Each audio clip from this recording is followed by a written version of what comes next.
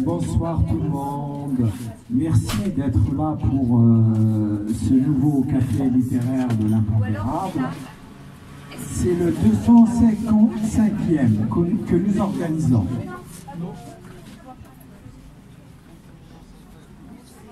Bon, où ça va arriver.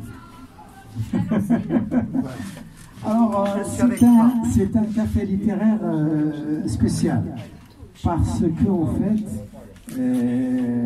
c'est un hommage que nous rendons à notre ami Moussa Lepkiri, qui est à... Le son.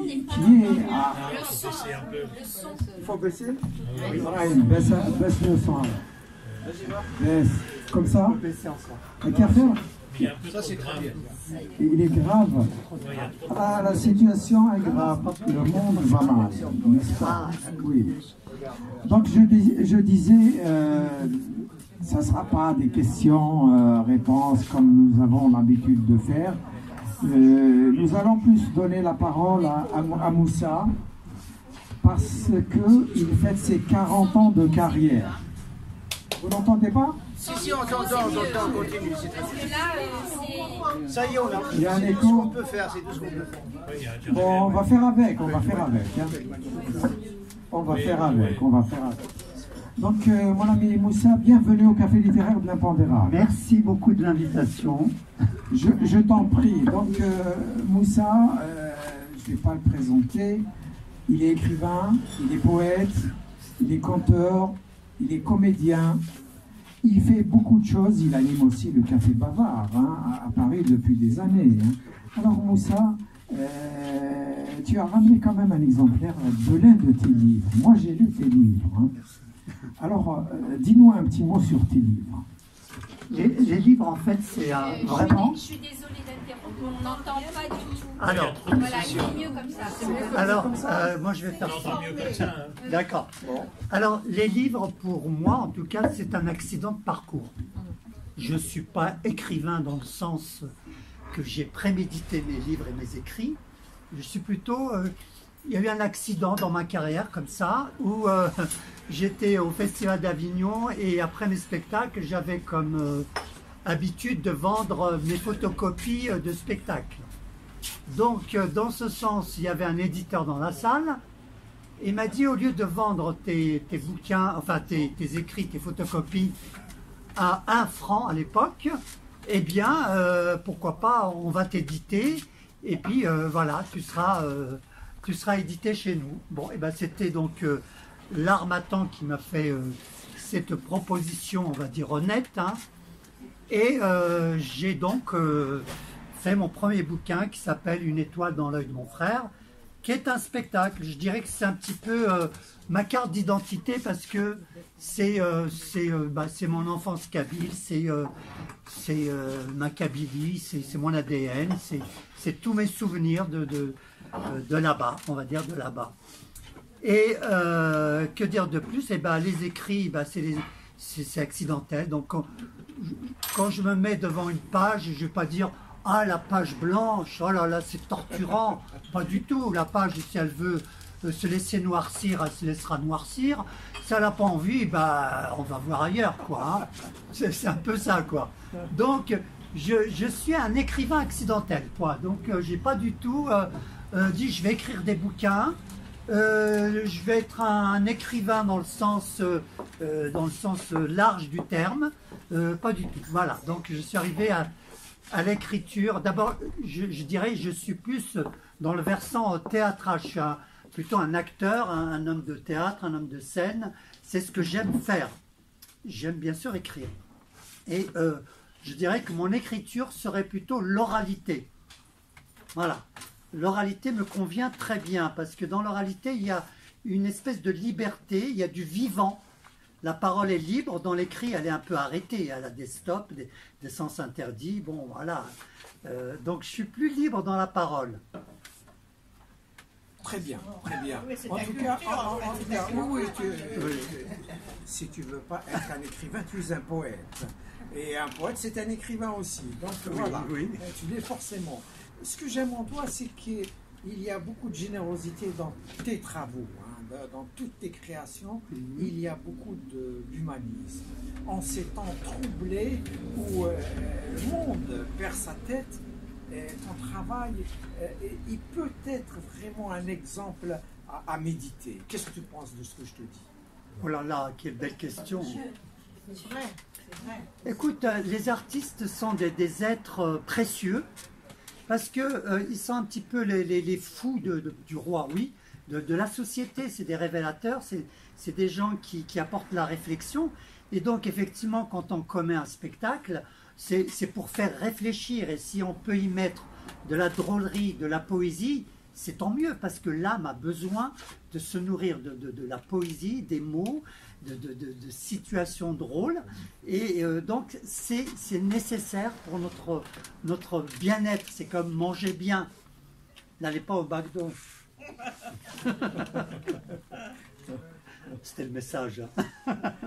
Je sais que tu as beaucoup de tendresse pour quelqu'un qui n'est plus de ce monde, Kateb Yassine, qui est aussi écrivain, poète, dramaturge aussi. Un mot sur Kateb Yassine. Un mot sur Kateb, oui. Alors Kateb est un référent pour moi, parce qu'à l'époque où je commençais le théâtre, il avait déjà usé ses semelles de caoutchouc, je ne sais pas où.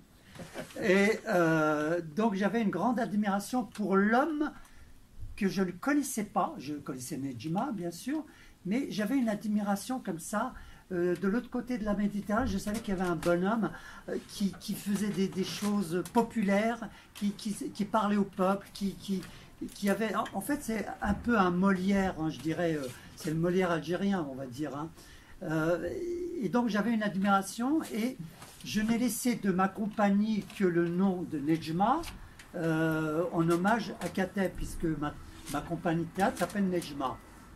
Voilà, donc j'ai eu après, par la suite, j'ai connu le bonhomme à la CBA, l'association de culture berbère, et il avait un petit peu, à l'époque, on va dire, préfacé un festival qui s'appelait de la liberté des hommes avec Farhat, et on avait joué donc au Déjazet, et voilà, il avait fait un petit écrit pour un peu dire ce qu'était l'actualité du moment, puisque c'était le printemps noir à l'époque. Hein. Oui.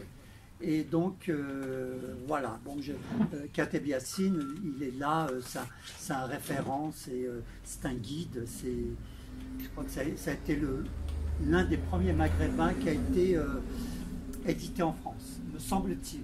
Parmi les premiers, effectivement, oui, c'est voilà. Pas le premier, mais parmi les premiers. Parmi les premiers. Effectivement. Alors, Moussa, je ne sais pas ce qu'il t'est arrivé de te produire en Algérie. Ah. Franchement, j'ignore la réponse. Écoute, je vais dire, l'Algérie, c'est très compliqué. Ah, ça, c'est sûr. Pour les artistes, c'est très compliqué. Déjà, si on parle des droits d'auteur, il ne reste que les auteurs hein, et pas de droits. Donc, c'est compliqué de faire une tournée en Algérie. Parce que d'abord, il faut faire attention à ce qu'on dit. Pour prendre un bel exemple, tiens, à une certaine époque, je voulais passer au centre culturel algérien. Alors donc j'y vais, on me dit, monsieur, il faudra envoyer votre manuscrit de théâtre. Je dis, comment on ne pratique pas comme ça, on est artiste, qu'est-ce que vous voulez faire avec le manuscrit? On va voir de quoi ça parle, Je dis, oui, mais c'est pas la marche normale, quoi, enfin, on fait autrement ici. Donc, en fait, j'ai compris qu'il y avait le coup de ciseau quelque part, la censure. Donc, l'Algérie, j'ai pas tourné, j'ai fait juste un salon du livre en 2014, je crois, je sais plus. Mais j'ai pas fait grand-chose. Hein. Tu peux nous dire quand même un mot sur Etchebana. Alors, enfin, tout le monde l'appelle Beni Chebana. Oui, moi, oui. Je l'appelle Etchebana. Bah oui, mais je bénis quand même Chebana. Oui. Hein, je bénis mon village. C'est Etchebana. Bah oui, c'est plus juste. Oui. Hein, c'est plus juste que le béni, c'est l'arabisant. Hein, il est passé par là. Donc, moi, j'étais innocent. Hein, je disais Beni Chebana. On m'a rectifié à chaque fois, mais il y a une espèce d'automatisme qui revient comme ça. Et effectivement, on a bien fait de me corriger. Je suis Je suis de Haït-Chibana, donc, alors j'aime pas dire petite Kabylie, grande Kabylie, ça veut rien dire. On va dire, je suis dans les montagnes, perdu quelque part dans les hauteurs. Voilà, de Haït-Chibana, il y a Ismorlé, il y a Erelarli. Erelarli, c'est alors il y en a deux Erelarli. Hein. Il y a celui qu'on connaît bien de Taousamroche, où elle a laissé une bonne empreinte, et il y a notre petit Erelarli à nous. Absolument. Voilà, il y a Imoula aussi. Oui. Donc voilà, je suis de cette Très région. belle région, que Oui. j'aime énormément. Je crois Et qu'on qui a tourné là-bas. conservé Oui. beaucoup de contes kabyles anciens Oui. qu'on ne retrouve pas ailleurs. Alors Moussa, Oui. maintenant tu fais ce que tu veux. Ah, ça y est déjà. Ça y est. Tu as ton pupitre, c'est à toi de jouer maintenant. Bon, tu peux intervenir quand même. Hein. Tout le monde peut intervenir. Tout le monde peut intervenir. Alors, tu sais, tout à l'heure, en attendant, Youssef, à ce café littéraire, j'ai bu un verre avec Dieu. Oui, j'ai encore quelques relations. Hein. Alors, on se mit à parler de tout, surtout de rien. C'est son sujet favori. Mais je lui dis, mais tu vois ce qui se passe en ce moment. Il se passe beaucoup de choses en ce moment. Et lui, sortant sans portable, dernier cri. Et toi, tu as vu mon dernier chef-d'œuvre, me dit-il. L'humanité, c'est du Guernica en mieux. L'humanité, c'est pas ce que tu as fait de mieux. Il s'est vexé. Ah mais Dieu, faut pas le critiquer, hein. Faut juste dire amen à tout ce qu'il amène. Puis, silence. Et dans ce silence pesant, 2 anges sont passés. 2 enfants, puis 3, 4, 5 et 8000 cadavres échappés de dessous les ruines, et de l'autre côté, un ange, sans tête, du sang, grimé de cendres. Tout cela tournait en boucle sur les réseaux du monde. Bande d'Israël, bande de Gaza, on ne peut pas faire bande à part. Alors vous voyez ce que m'a répondu Dieu? Il m'a dit, j'ai une idée. Et si on refaisait le monde?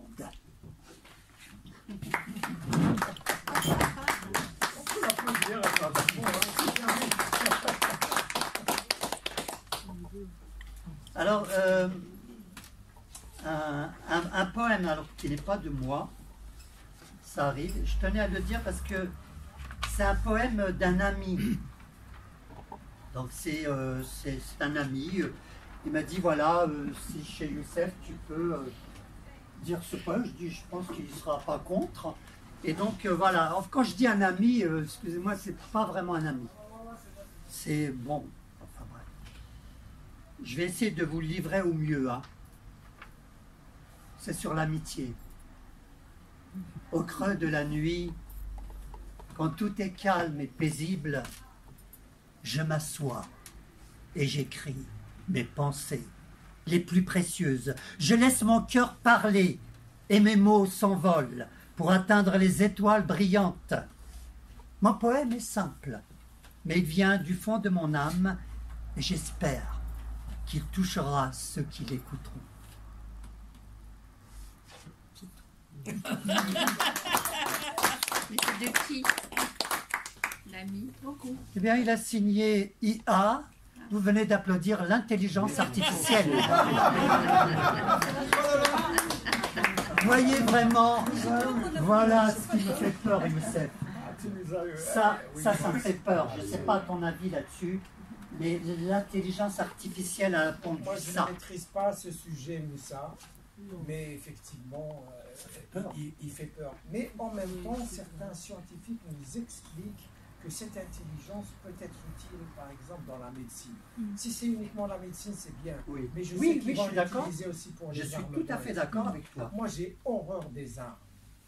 Moi, je trouve que tant que l'humanité ne décide pas d'arrêter la fabrication des armes de guerre, elle ne sera pas humanité. Il lui manquera quelque chose. Je suis d'accord avec toi. Alors, alors, certains d'entre vous me connaissent avec mes contes de Kabylie. Je voulais juste donner une autre image de ma personne. Quand on va enfermer quelqu'un, on le met dans une case. J'ai toujours refusé les cases parce que c'est trop étroit.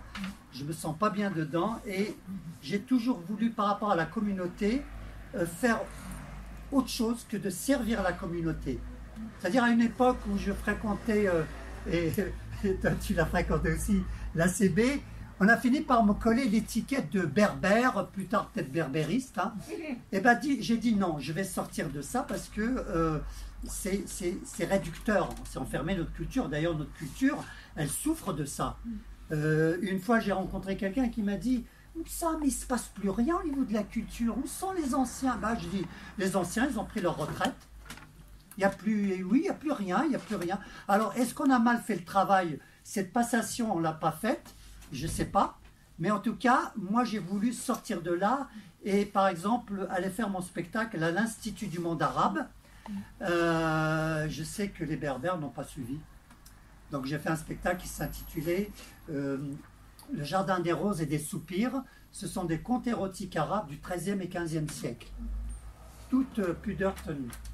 Donc voilà, je vais vous dire des textes qui ne sont pas toujours kabylisants. Tu as joué ailleurs, Moussa. Oui. Et je t'ai vu aussi. Oui, bah oui, bah oui. J'ai joué ailleurs. C'est bien le ailleurs. Madame Été. Alors, dans l'absurde, un texte qui, je dirais, peut rejoindre un petit peu l'absurdité de l'univers de De Vos, que j'admire beaucoup. Voilà, un maître, De Vos. J'ai perdu mon chien. Moi, j'ai perdu mon père. Il était tatoué. Mon père? Non. Et ton chien? Non plus. Il avait une laisse? Mon père? Non, pas de laisse. Mon chien non plus. Perdu seulement. Mon père plus grave. Perdu et mort, les deux à la fois. Ah? Ah aussi. Ton chien, il est mort? Non, perdu seulement. Peut-être ton chien écrasé sous une voiture, mort comme mon père? Ton père, mort écrasé sous une voiture? Non, dans son lit, mort. Ah? Ah aussi. Et ton chien? Mon chien, pas de lit. Donc, pas mort dans son lit. Dans sa niche alors? Non, son niche fixe, perdu. Tu vas reprendre un autre chien? Oui, un autre. Et toi? Moi, un autre père? Non. Il s'appelait comment ton père? Il s'appelait mon père. Et toi, ton chien? Il s'appelait comme ton père, mon chien. Ah? Ah aussi.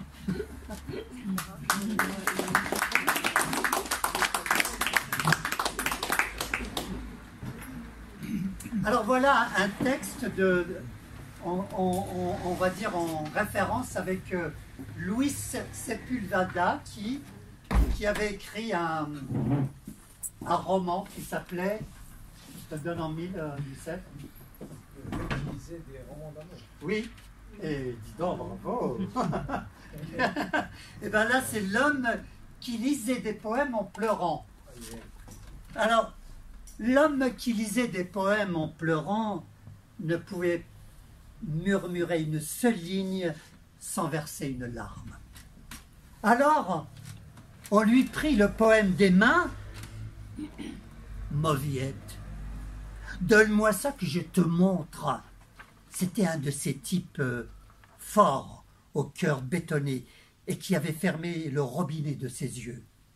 Mais à peine le premier vers du poème eut glissé sur sa langue, qu'une larme grosse comme un poing coula sur sa joue. Son cœur de béton fendit. Je m'excuse, je ne sais ce qui m'a pris d'habitude.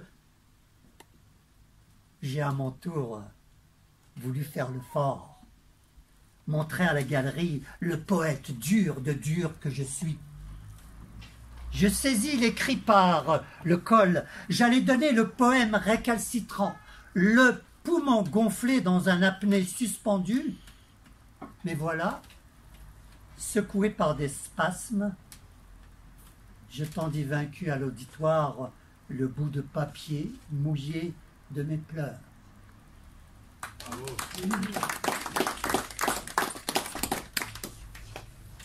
Alors mon engagement envers les femmes, il est là. Vraiment, c'est mon engagement. Et ce texte, je l'assume entièrement. Dédié aux femmes. Il y en a dans la salle. Je ne vais pas faire la chanson « Femmes, je vous aime ». Hein, bon. Elle était grosse. Tout d'un bloc. Lui était fort comme un roc. Il avait l'art de la brute. Il l'a frappé. À coups de pioche, à coups de burin. Pas un cri, elle n'a rien dit. Ainsi, tous les jours, il la cognait. Ainsi, tous les jours, elle se taisait. Et quand il eut enfin achevé, de sa main, Rodin caressa Danaïde. Mais elle est restée de marbre.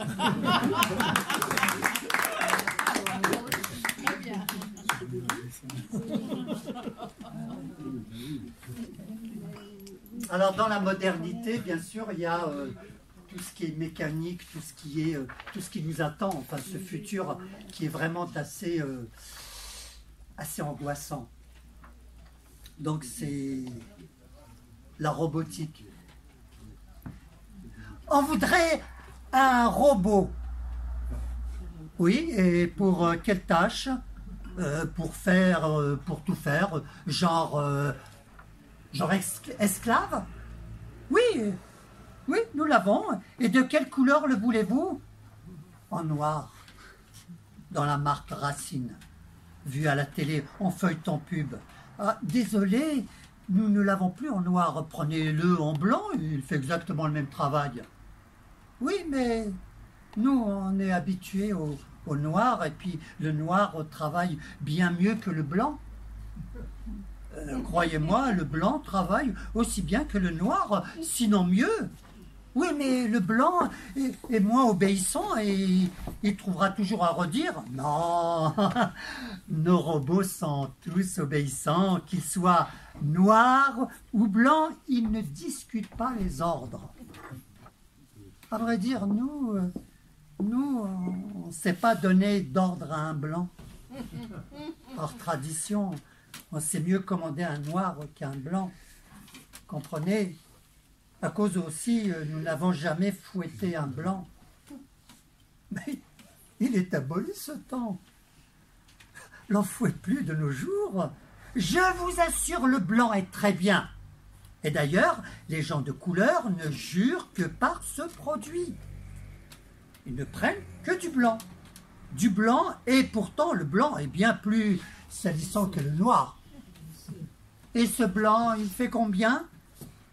12 000 €, TTC, toutes tâches comprises. Oh là, non, ça dépasse notre budget. On va prendre un bridé, un jaune, un Pékin ou rien du tout. Mais c'est du bas de gamme. Tant pis. Très bien. Je vous l'apporte. Je vous l'apporte. Je vous l'apporte. Je vous l'apporte. Je vous l'apporte. Je vous l'apporte.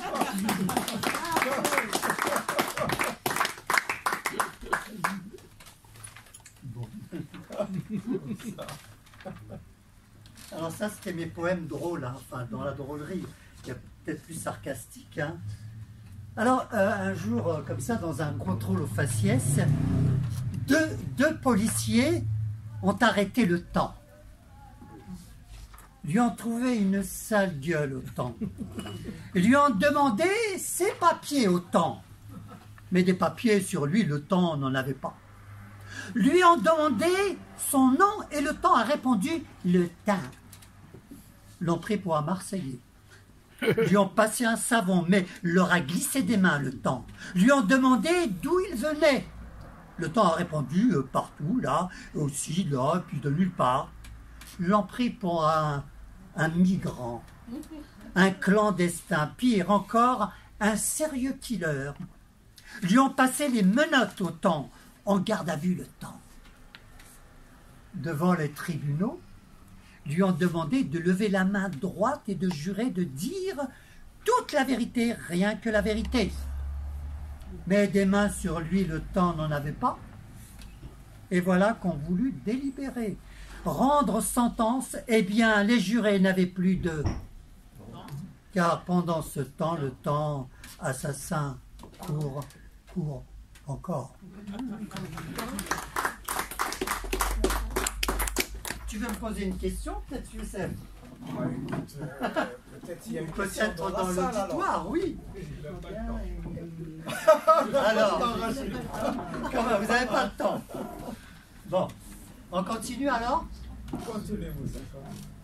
Alors, Tu peux prendre un verre d'eau. ah ben c'est gentil. Oui, c'est vrai, je peux.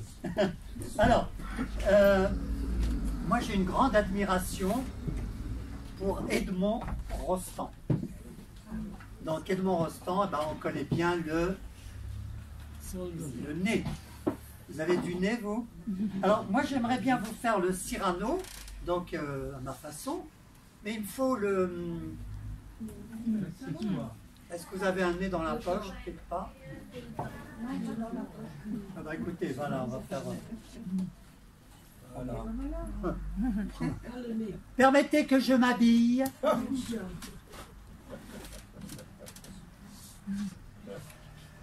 Oh, cher Rostand, de ton œuvre qui t'en m'inspirate, permets-moi de tremper ma plume dans le nez de ton Bergerac et sans être cabot de jouer mon Cyrano. Mais il me faut un pif, le voici s'il te sied.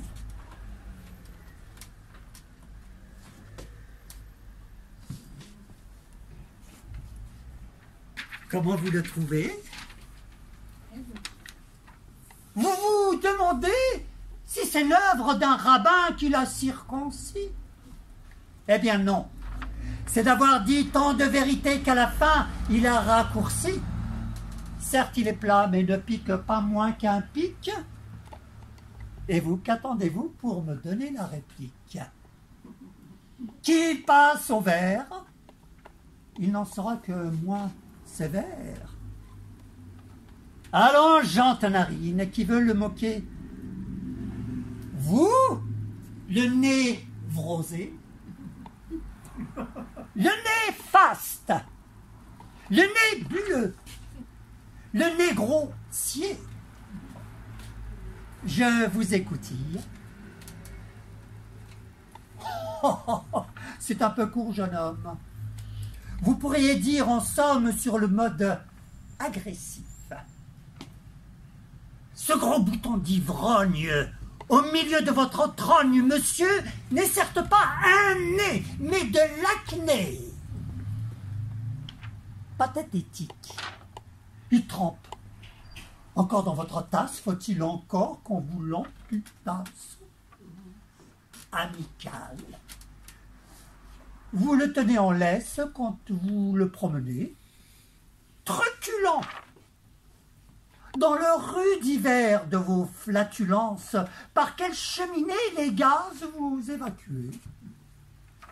Communicatif. Ce réceptacle, haute technologie et qui vous sert de naseau, capte-t-il le Wi-Fi ou quelque autre réseau? Plaît-il votre fournisseur d'accès? Néanmoins, poétique, lui tirer les vers du nez et tout est là dans mon panache.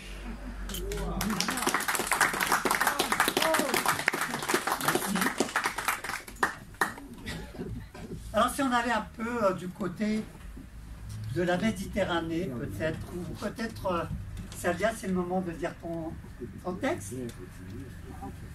que j'ai prévu quelques intervenants. Alors,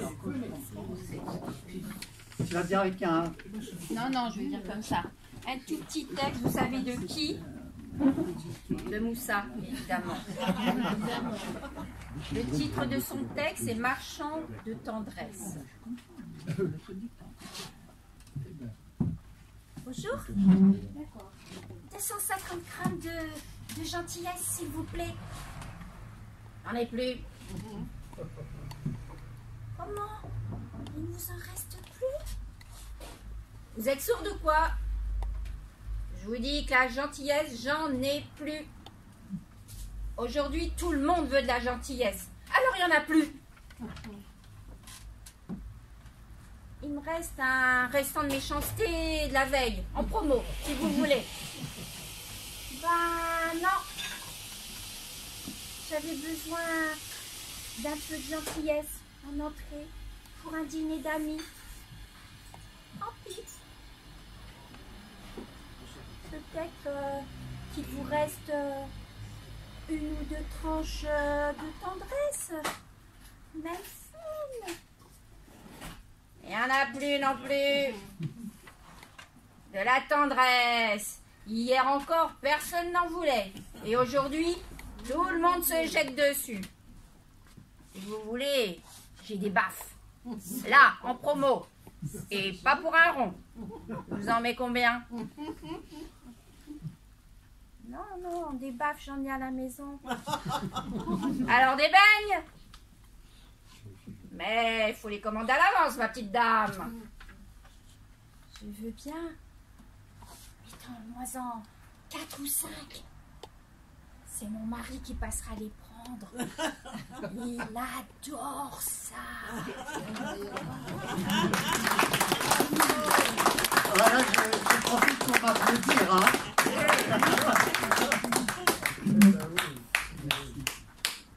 Alors, je pense, mon cher Youssef, tu seras attentif à ce poème sur l'exil.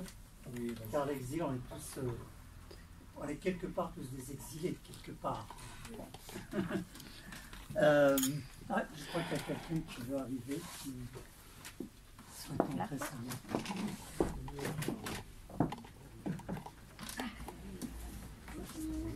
Je cherche l'impondérable.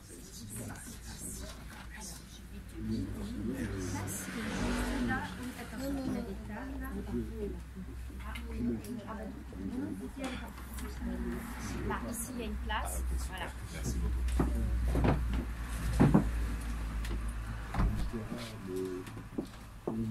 Poème sans exil. Exil. Exil, connais pas. Moi, l'exilé de nulle part. Je ne connais pas cette douleur du nostalgique, du retour, du départ. De par tous les temps.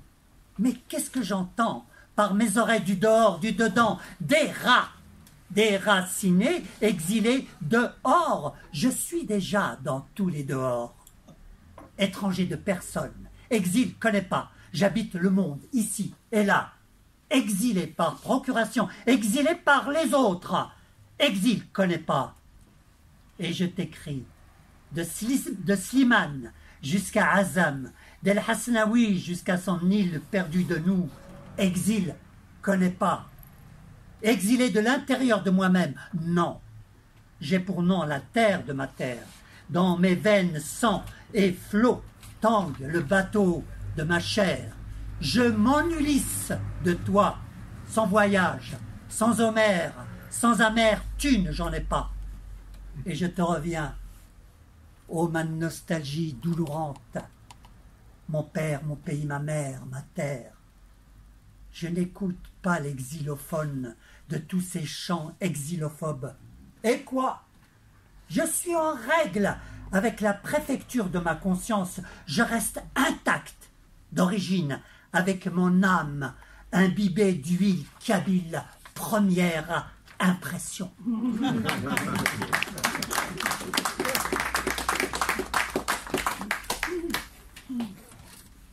Alors, il est temps peut-être de faire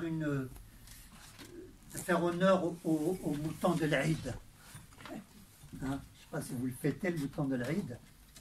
Moi, j'ai un souvenir assez douloureux de ce mouton. Alors, dans les années 60, année Peugeot, millésime de l'immigration, un Algérien musulman qui pour... là, rien à voir avec le kippour des Juifs. Non. Là, c'est qui pour fêter l'Aïd va acheter un mouton aux abattoirs de la Villette. Oui, parce que là-bas, il sait que son mouton, c'est du vrai mouton avec rien que du mouton vrai dedans. Ah oui, c'est que le mouton chez nous, c'est sacré. Le mouton, c'est notre halouf à nous. Parce que dedans, tout se mange. De sa tête bouzelouf jusqu'à ses pieds bien lavés. Alors lui, l'Algérien, il l'achète et il le met dans sa 404 sur le siège avant, à la place du mort.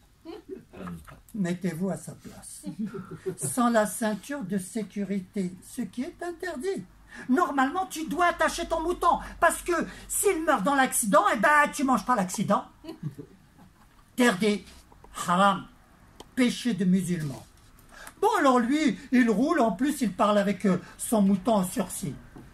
Alors, il lui parle comme on parle avec un copain avec qui on va faire la fête, un barbecue. Alors, toi, ça va la baisse, la baisse. Moi, ça va, alhamdoulilah, la baisse. Et le mouton, il lui répond en berbère dialectal. Der, etc. Et lui l'Algérien, tellement qu'il est content, fier de son mouton, qu'il va le montrer à tout le monde, de lui faire visiter tout son quartier de misère nostalgique. Ah là, tu vois, là, je l'ai bité avec ma femme au 3e. Là, c'est l'école des gosses. Hein. Là, j'ai travaillé dur le chômage, etc., etc. Tellement qu'il est fier de l'Algérien, il va jusqu'au Monoprix faire un photomouton souvenir. Enfin, il arrive devant lui. L'Algérien, très courtois, il lui ouvre la porte. Si le Sidi le Méchoui, il veut bien descendre, l'Aziz. Même pas qu'il se retourne, même pas qu'il ferme la porte, il se retourne, plus de moutons. Volé, violé, envolé, on ne sait pas. Là, l'Algérien, en colère, il tape un scandale biblico-coranique dans tout le quartier. Il frappe toutes les portes des meubles. Mon mouton! Tu n'as pas vu mon mouton? Hein? Mon mouton tout neuf, jamais servi, jamais égorgé. Hein? Qu'est-ce que je vais faire? Qu'est-ce que je vais égorger? Mettez-vous à sa place, il est en manque, hein. C'est vrai quand même, il va pas poser un lapin à Dieu le jour du sacrifice, non. Alors tellement qu'il n'était pas content, il est monté sur les toits, et là, il s'est mis à crier, Nadil pour qu'il revienne. Oh, il avait beaucoup de peine, hein. Enfin, l'Algérien, il redescend sur terre. Il a trouvé, pas son mouton, une idée. Il va égorger son propre et unique fils, Ismaël. Alors, il va le chercher, mesquine, il était en train de dormir. Oh là, mon fils, Débo, aujourd'hui, c'est un grand jour pour toi. Oh, baba, laisse-moi dormir, je suis crevé. Justement, tu vas caliver. Le mouton il est parti, il m'en faut égorger toi mon fils. Il n'y en a pas l'anchois. Le fils, il n'était pas d'accord. Mettez-vous à sa place. Lié, bâillonné, les yeux bandés, et la mère qui le tenait ferme dans la baignoire, pendant que la prière du père s'élève en même temps que son couteau suisse. Ya Allah, ya Rabbi, acceptez ce modeste mouton, mon fils. J'ai que ça sous la main. Donne-moi ta bénédiction afin que j'exécute ce que j'ai de plus cher au monde. Mon fils, pourtant, là, il travaille bien à l'école. Hein. Fais que je ne les rate pas. Fais qu'il arrête de gigoter comme ça. Il allait couper la carotte petite, mais les carottes n'étaient pas encore cuites. On frappa à la porte. Ding, ding. Femme, tiens-moi le gigot. Je vais ouvrir. Attention, ne le zlou pas, c'est mon travail. La mère, reprenant la relève, le couteau sous la gorge de son fils, de son enfant, le consolait avec une chanson douce que jamais ne lui avait chantée sa maman. Ne pleure pas mon fils, pour ton bien on te sacrifie. Ta maman elle t'aime et ton papa aussi. Si t'étais une fille, tu aurais d'autres soucis. Mais comme t'es un garçon, que ça te serve de leçon. Toute notre vie, on s'est sacrifié pour toi, la la la la, ya la ya la. À ton tour, mon fils, de te sacrifier pour nous. Oh, oh, oh. Sur ta peau si douce, comme la mousse au chocolat. Ce couteau qui passe ne passera qu'une seule fois. La la la la la la la la la la la la la la la. À la porte, lui le baba, il était en grande discussion avec une femme belle comme un ange, ne lui manquait que les ailes. C'était Gabrielle, sa voisine, qui lui rapportait le mouton en entier. Miracle de dernier instant! Je vous jure que depuis Abraham, on n'avait jamais vu ça! Yallah! S'écrie le père, des larmes plein les yeux. Femme! Libère le condamné! Le mouton est revenu! La mère pousse des youyous. C'est la fête avant, la fête chez les Abraham, bis. La mère embrasse son fils embrasse son ange Gabriel, le père embrasse le mouton embrasse le Suisse, salam alaikum. C'est pas encore fini. Je vous demanderai, à la mémoire du mouton inconnu, et à tous les moutons sénégalais morts pour la France, je vais vous demander, excuse-moi Youssef, mais au moins une heure de silence.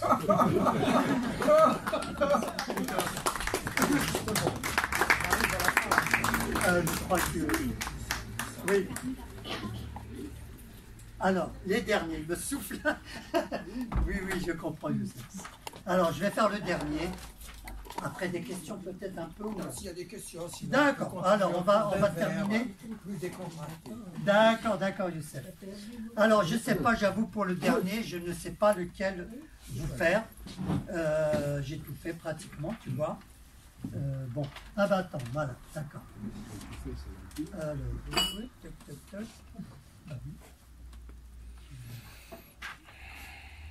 Est-ce que je peux faire celui pour les mamans?